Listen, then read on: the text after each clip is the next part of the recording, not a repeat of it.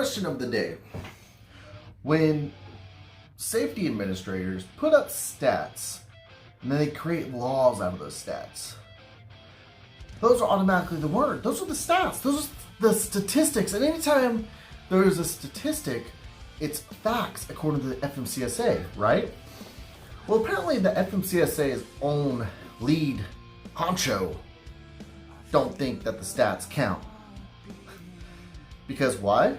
He's taking too much money from the good old ATA to say, oh no, we were wrong. Let's talk about it.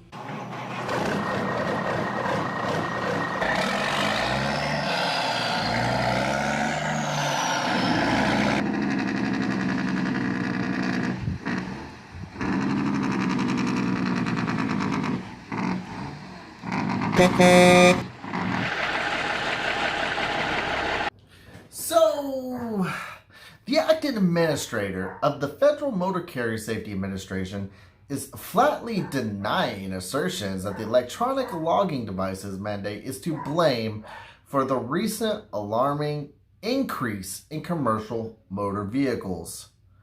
I wonder, does he take it from the bottom or is he at top?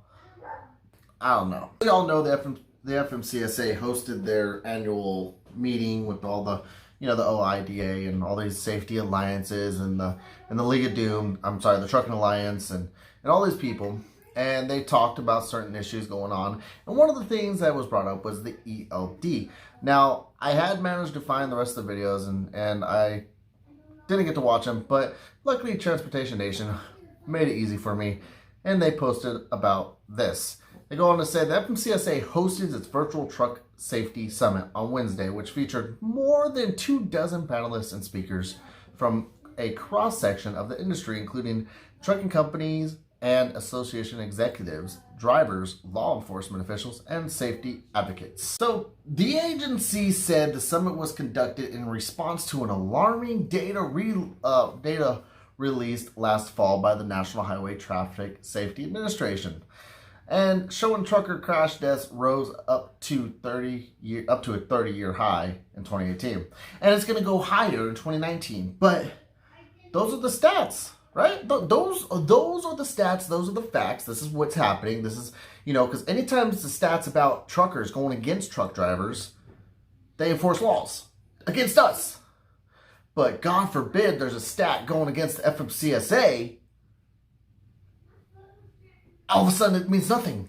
So data released by the NHTSA earlier this year indicates the problem is only worsening, as trucker crash deaths are expected to rise even higher when the final numbers for 2019 are released later this year. The concerning rise in trucker crash deaths happened to coincide with the full implementation of the enforcement of the controversial ELD mandate. So one of the questions to Mr. Mullen was, the ELD mandate was touted as saving 26 lives per year. Today has revealed many violations for simply form violations. Just because a driver is compliant does not mean he is safe.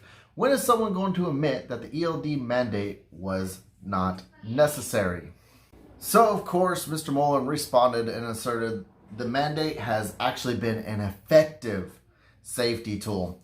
And he goes on to say, he quotes, I would suggest that simplistic view that just because accident frequencies or fatalities have gone up, therefore ELDs don't provide a safety benefit. I think that's a thin analysis.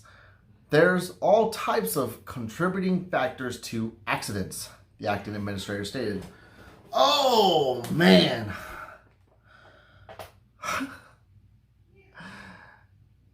There's all types of contributing factors to accidents.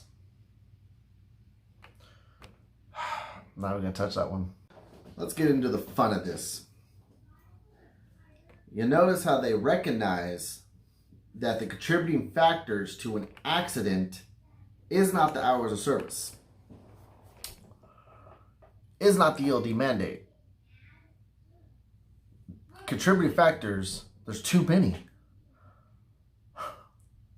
And what these pencil pushers don't understand is that there's not enough training, that there's four-wheelers that don't know enough about us, that there's people racing the clock to get from point A to point B, driving tired, not be able to take naps, not being able to run how they want to run when they feel comfortable. Now, we can just say, I know a lot of people are going to tell me, well, it's the hours of service. That is fine.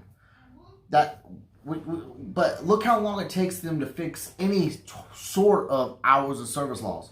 They can't agree with nothing. Nothing. And they're always changing it up. But the main people that they won't listen to is the truck driver. And the truck drivers who are out here every day, dealing with the same old thing every day. We all run differently. We don't need a clock to tell us when we should go, when we should stop. Now, should there be some laws on how much we can drive? Sure, yeah, of course. We don't want these brokers and dispatchers and companies overworking us. No.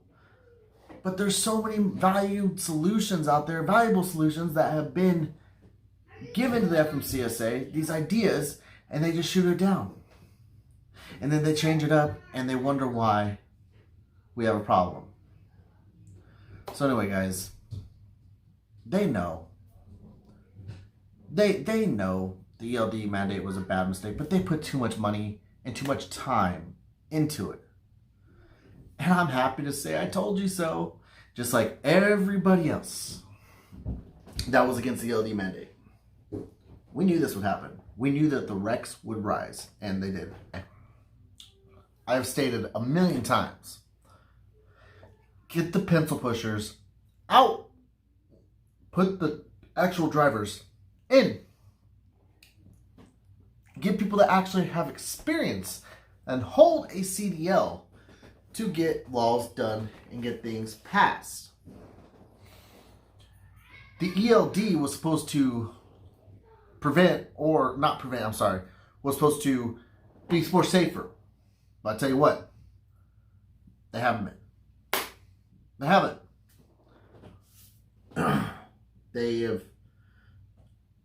They haven't really made things worse. And they definitely haven't made things better. I feel that we are going to adapt in time. Trucking industry is going to adapt in time. Money, electronics, and power will win, unfortunately. But we're going to fight tooth and nail. And we're going to complain and bitch all we want. The pencil pushers are going to win, sadly. But we can make it hard for them. That's my belief. But anyway, guys, if this is your first time here, please hit that like button down below. Hit that subscribe button. Put down in the comments below what you think. I would love to hear. So, y'all keep the left door closed, keep the rubber side down, and be safe. And as usual, Misfit Trucker out.